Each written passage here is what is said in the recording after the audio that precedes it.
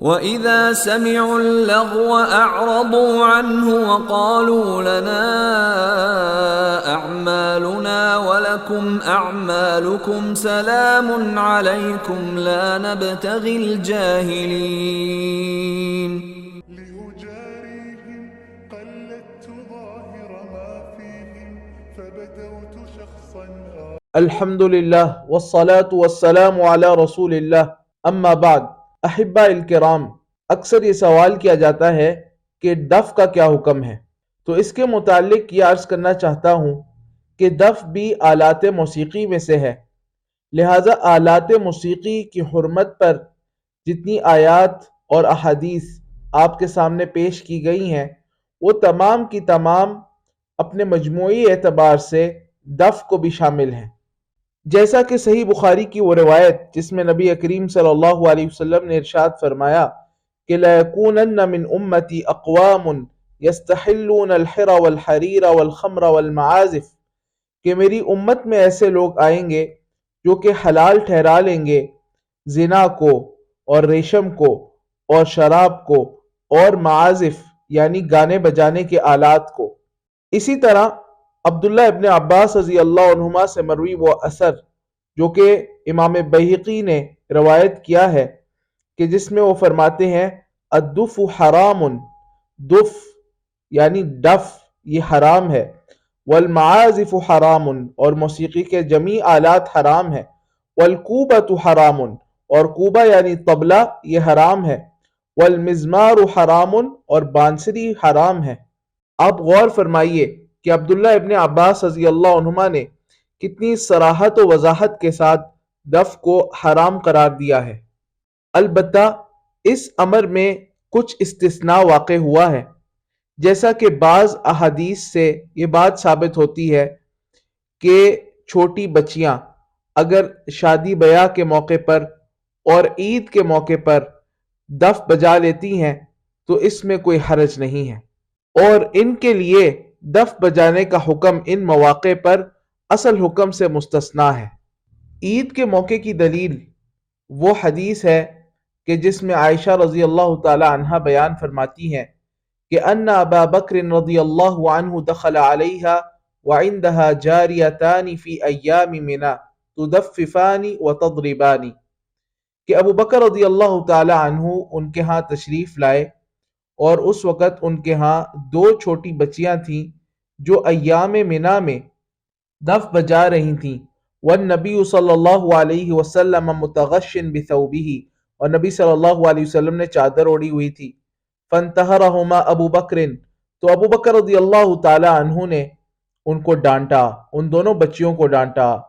فکشف النبی صلی اللہ علیہ وسلم عن وجہہ، نبی صلی اللہ علیہ وسلم نے اپنے چہرہ مبارک سے چادر ہٹائی. فقال، اور کہا دعہما یا ابا بکر، اے ابو بکر ان دونوں کو چھوڑ دو. فإنها ایام عید، یہ تو عید کے ایام ہیں.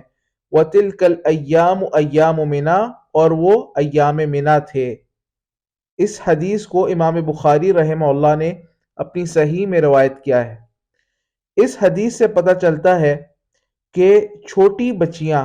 اگر عید کے موقع پر دف بجا لیں تو اس میں کوئی حرج نہیں ہے، اور یہ بھی پتہ چلتا ہے کہ اس کے علاوہ دف کا حکم حرمت ہی ہے. یہی وجہ ہے کہ ابو بکر رضی اللہ تعالی عنہ نے ان دونوں کو ڈانٹا. اور اس حدیث سے یہ بھی پتہ چلتا ہے کہ مرد کے لیے دف بجانا تو جائز نہیں ہے، البتہ اگر عید یا شادی بیاہ کے موقع پر چھوٹی بچیاں دف بجا رہی ہیں اور اس کی آواز مرد کے کان تک پہنچ جاتی ہے تو اس آواز کو سننا اس کے لیے جائز ہے. اسی طرح شادی بیاہ کے موقع پر کم سن بچیوں کے لیے دف بجانے کی دلیل وہ حدیث مبارکہ ہے جسے ربیہ بنت معوذ نے بیان کیا ہے. وہ خالد ابن ذکوان جو اس حدیث کے راوی ہیں تابعی رحمہ اللہ، ان سے فرماتی ہیں کہ دخل علی النبی صلی اللہ علیہ وسلم غدات بنی علیہ، کہ جس رات میری شادی ہوئی اس کی صبح نبی کریم صلی اللہ علیہ وسلم میرے گھر تشریف لائے. فجلس علی فراشی کمجلسی کا منی، اور میرے بستر پر بیٹھے جس طرح کہ تم میرے بستر پر بیٹھے ہوئے ہو، یعنی کہ نبی کریم صلی اللہ علیہ وسلم کچھ فاصلے پر بیٹھے، جیسا کہ خالد ابن ذکوان جو کہ تابعی ہیں وہ ان کے بستر پر کچھ فاصلے پر بیٹھے ہوئے تھے چونکہ وہ ان کے نامحرم تھے۔ اور پھر فرمایا کہ وَجُوَيْرِيَّاتٌ يَضْرِبْنَ بِالدُّفِّ، اور وہاں پر کچھ کم سن بچیاں تھیں جو کہ دف بجا رہی تھیں، يَنْدُبْدَ مَنْ قُتِلَ مِنْ آبَائِهِنَّ يَوْمَ بَدْرٍ، وہ تعریف کر رہی تھیں اور ستائش بیان کر رہی تھیں اپنے ان آباء و اجداد کی جو بدر کے دن شہید کر دیے گئے تھے۔ حتی قالت جاریۃ، یہاں تک کہ ایک بچی نے کہا وَفِينَا نَبِيٌّ يَعْلَمُ مَا فِي غَدٍ، اور ہم میں ایک ایسا نبی ہے جو کہ اس کو بھی جانتا ہے جو کل ہوگا۔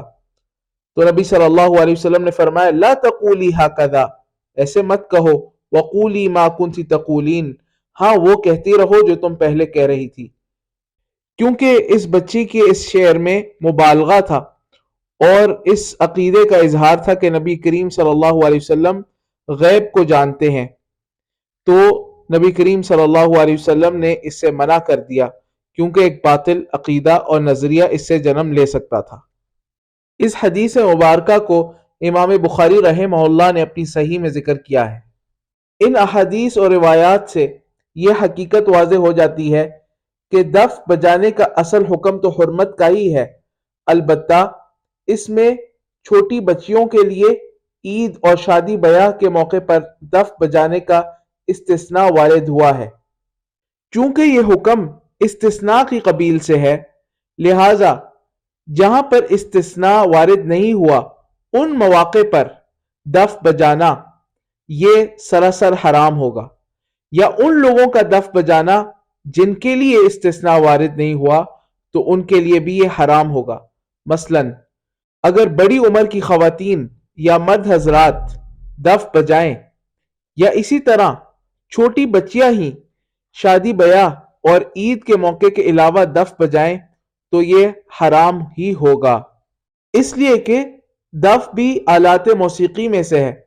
اور جمیع آلات موسیقی کے بارے میں حرمت کا ہی حکم وارد ہوا ہے۔ اسی طرح اس بات کی بھی وضاحت میں کرنا چاہتا ہوں کہ مرد حضرات کا دف بجانا یہ نہ صرف یہ کہ حرام ہے بلکہ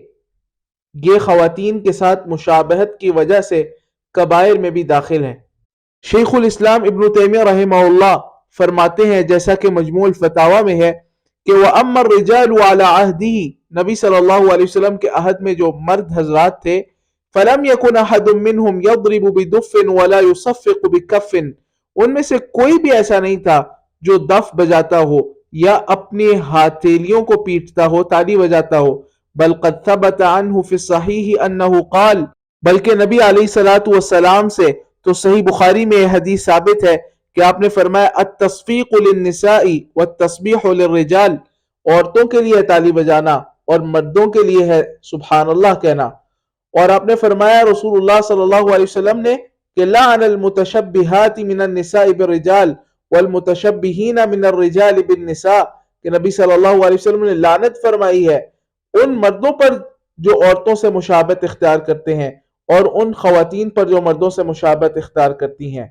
اور پھر فرماتے ہیں کہ وَلَمَّا كَانَ الْغِنَاءُ وَالضَّرْبُ بِالدُّفِّ وَالْكَفِّ مِنْ عَمَلِ النِّسَاءِ كَانَ السَّلَفُ يُسَمُّونَ مَنْ يَفْعَلُ ذَلِكَ مِنَ الرِّجَالِ مُخَنَّثًا،